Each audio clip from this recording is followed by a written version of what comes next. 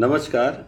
आज हम लोग सत्य धर्म में बुद्ध विचारक गुरु महाराज सत्यनारायण गोयनका जी द्वारा दान के संबंध में कुछ विचार जो इस प्रकार है। उन्होंने बताया कि अपरिमित ब्रह्म विचारों का अभ्यास करना चाहिए, अपरिमित मैत्री ब्रह्म विहार का अभ्यास करना चाहिए, अपरिमित करुणा ब्रह्म विहार का अभ्यास करना चाहिए, अपरिमित मुदित ब्रह्म विहार का अभ्यास करना चाहिए, अपरिमित उपेक्षा ब्रह्म विहार का अभ्यास करना चाहिए, चारों अपरिमित ब्रह्म विहारों का अभ्यास करना चाहिए। चारों अपरिमित ब्रह्म विहारों के अभ्यास का एक सरल तरीका है महाफलदायी त्रिकालिक त्रिविधि परिशुद्ध दान। दान कैसे त्रिकालिक परिशुद्ध होता है? यदि दायक का चित्त दान देने के पूर्व, दान देते समय और दान देने के पश्चात असीम प्रीति प्रमोद से ओतप्रोत रहता है तो दान त्रिकालिक परिशुद्ध होता है। दान कैसे त्रिविध परिशुद्ध होता है? जब दान देने वाला शुद्धशील संपन्न हो, जब दान लेने वाला शुद्धशील संपन्न हो, जब जो कुछ दान दिया जाए वह परिणाम में चाहे थोड़ा हो या बहुत, कीमत में चाहे कम हो या अधिक, परंतु हो शुद्ध, यानी अपनी मेहनत की, ईमानदारी की, सम्यक आजीविका की कमाई का हो तो दान त्रिविधिक परिशुद्ध होता है। त्रिकालिक त्रिविधिक परिशुद्ध दान महाफलदायी होता है। ऐसा दान ब्रह्म विहार के अभ्यास का कारण कैसे बन जाता है? तब बन जाता है जबकि दान में दी गई वस्तु अथवा स्थान अथवा सहूलियत किसी एक व्यक्ति विशेष के लिए ही न होकर बल्कि समस्त भिक्षु संघ के लिए हो, समस्त श्रावक संघ के लिए हो, समस्त साधक संघ के लिए हो, सर्वजनीन हो, सबके हित सुख के लिए हो। ऐसे दान के कारणदायक का चित्त यह सोचकर अपरिमित मैत्री से भर जाता है कि मेरे इस दान से अनगिनत लोग सुख लाभी हो रहे हैं या होंगे, धर्म लाभी हो रहे हैं या होंगे। उसका चित्त अपरिमित करुणा से भर जाता है कि संसार में कितने लोग दुखियारे हैं जिन्हें इस दान से दुख विमुक्ति मिलेगी, सुख लाभ मिलेगा, धर्म लाभ मिलेगा। उसका चित्त अपरिमित मुदिता से भर जाता है कि अहो मेरे इस दान से कि कितने लोग सुखलाभी, धर्मलाभी होकर प्रसन्न हो रहे हैं, मुदित हो रहे हैं। उसका चित्त अपरिमित उपेक्षा से भर जाता है कि मेरे इस दान की कोई प्रशंसा करे या निंदा, मुझे इससे यश मिले या अपयश, मुझे सरोकार नहीं है। यह दान मेरी प्रशंसा, प्रशस्ति, यश, कीर्ति या मान सम्मान के लिए नहीं है। शुद्ध धर्म चेतना से दिया हुआ यह दान मात्र परहित के लिए है। इसका प्रकार साधकों परिशुद्ध दान द्वारा चारों ब्रह्म विहारों का अभ्यास किया जाता है। साधकों अपरिमित ब्रह्म विहार का अभ्यास करना चाहिए। अपरिमित ब्रह्म विहारों का अभ्यास हमारे लिए अतीव मंगलदायी और कल्याणकारी है। परम पूज्य गुरुदेव उबाखीन की प्रथम पुण्यतिथि के अवसर पर बोधगया की पावन धरती पर बृहद दान यज्ञ का आयोजन किया गया।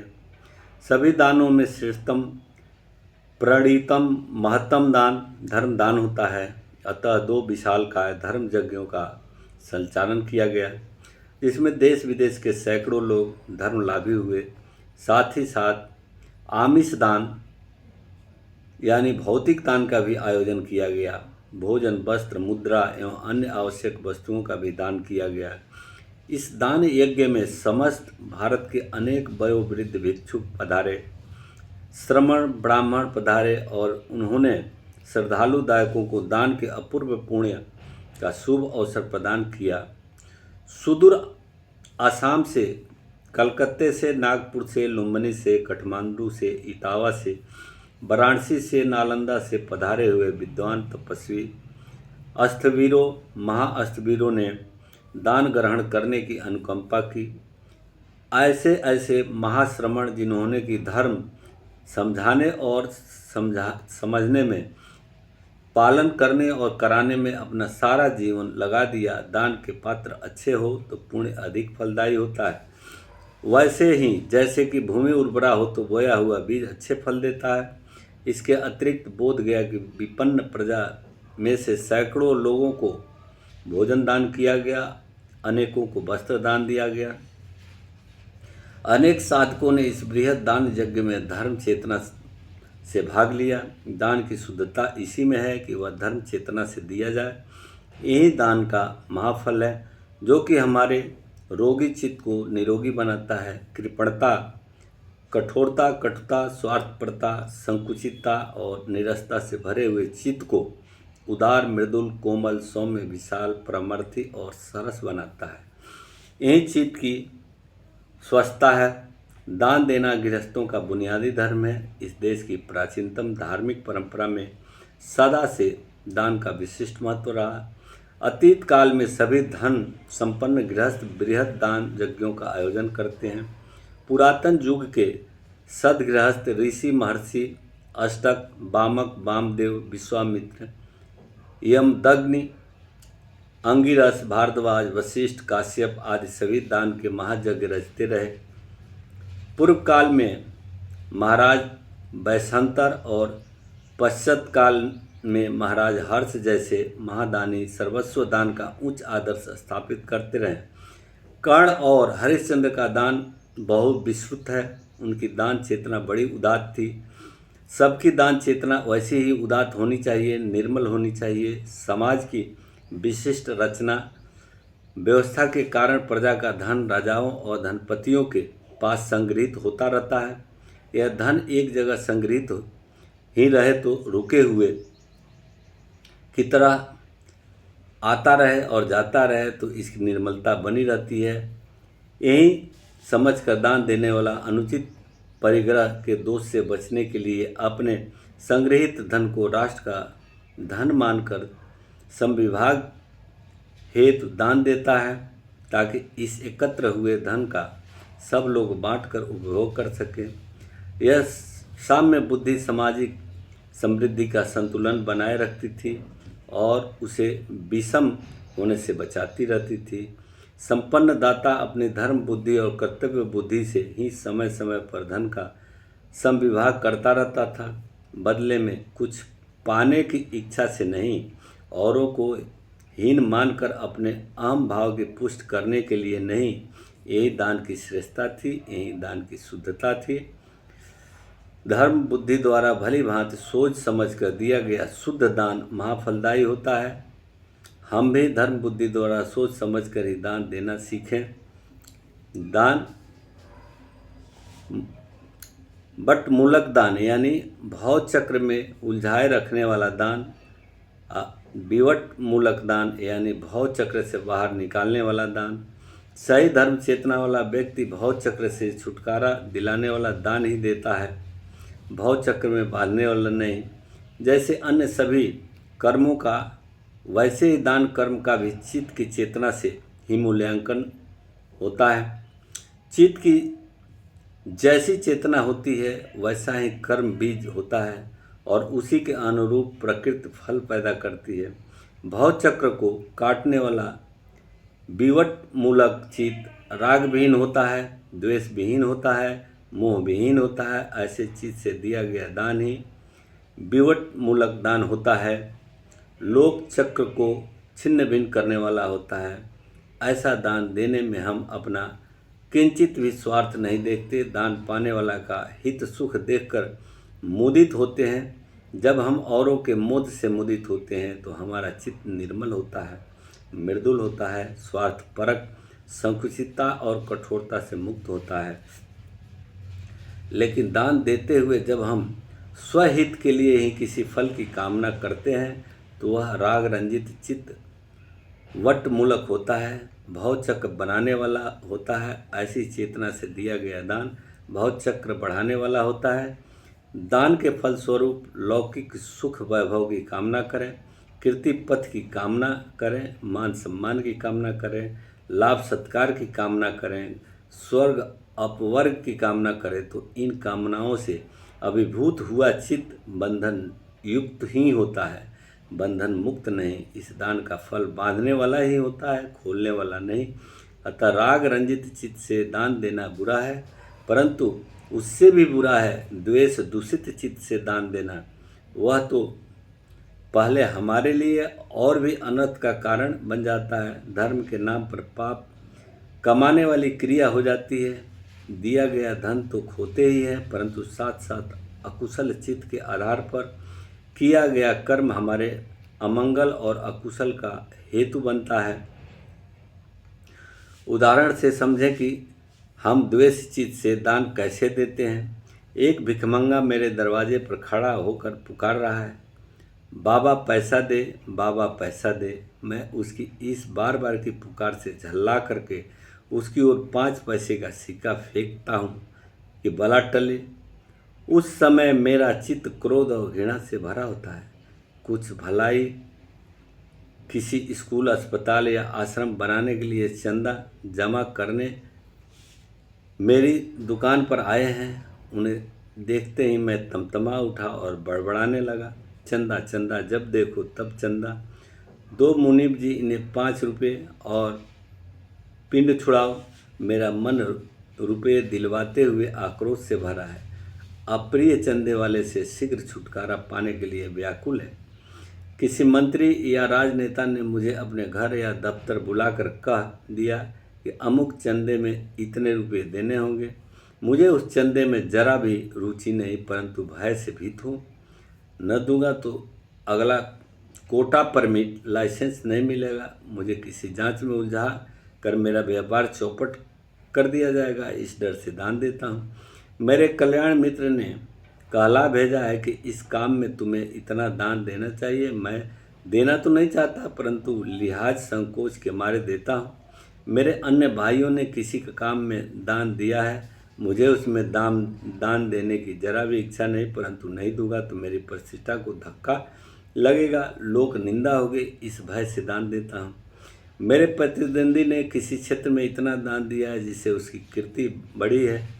इससे मेरे मन में ईर्ष्या उत्पन्न हुई। उसके गर्व भंजन के लिए और उसे नीचा दिखाने के लिए अहंकार से च्युत होकर मैं उससे अधिक दान देता हूँ। इस प्रकार झुंझलाहट, चिचिराहट, घृणा, भय, लिहाज, संकोच, प्रतिस्पर्धा, ईर्ष्या, वैमनस्य, दर्प, अभिमान आदि दौर मनस्य पूर्ण चेतना से दान देता हूँ और देने के बाद उसे याद करके पछताव करता हूँ, मन मलिन करता हूँ। तो ऐसी दुर्मन चेतना का दान मेरे लिए न केवल हितकारी ही नहीं होता, बल्कि मेरे अमंगल अहित का भी कारण बनता है।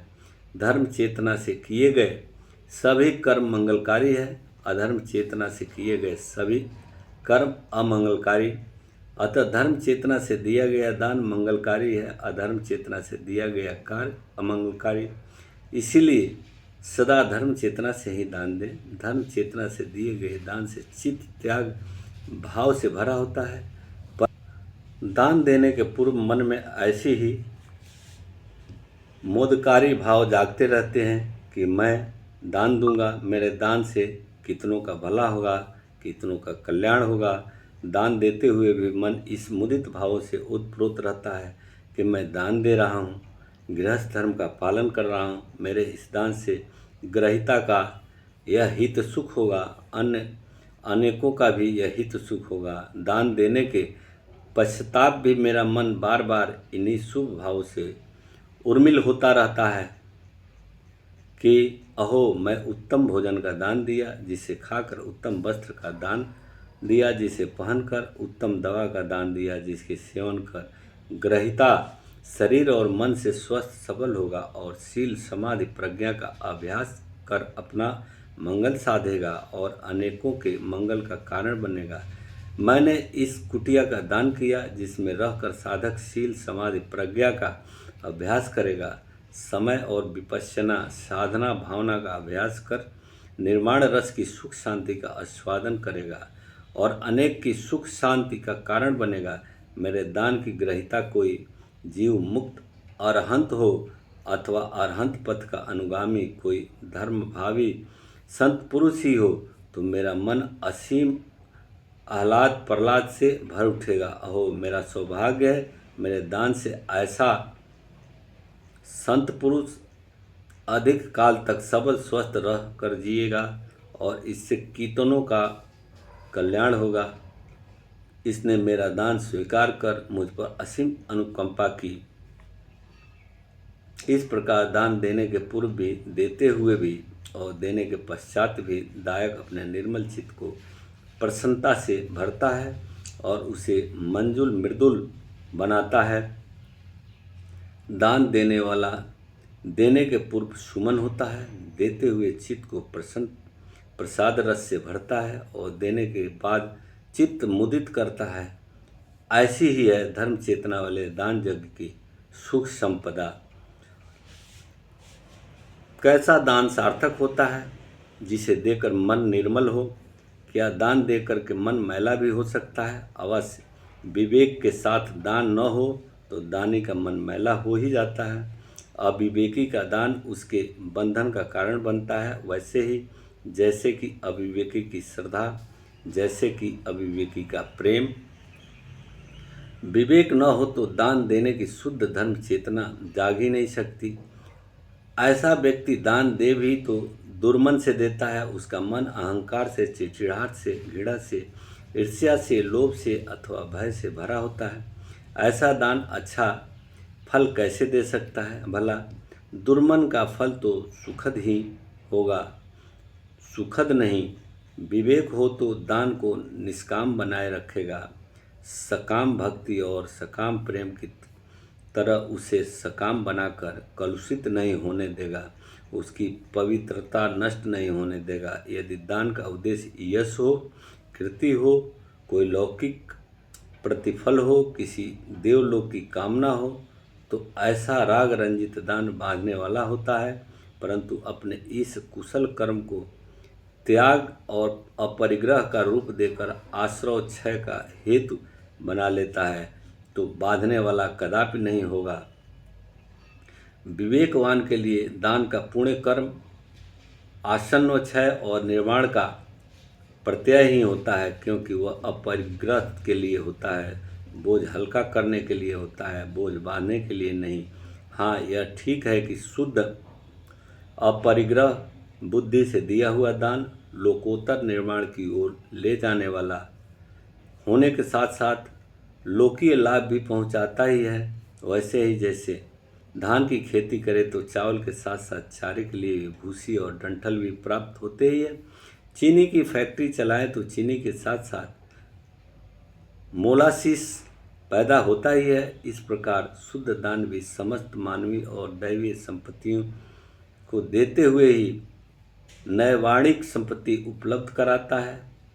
निर्भिमान मन से, मैत्री करुणायुक्त चित्त से और अपरिग्रह बुद्धि से दिया गया दान निर्माणगामी उत्तर धर्मों के लिए आवश्यक पृष्ठभूमि तैयार करता है। शुद्ध दान के दोनों लाभ हैं, लौकीय भी और लोकोत्तर भी।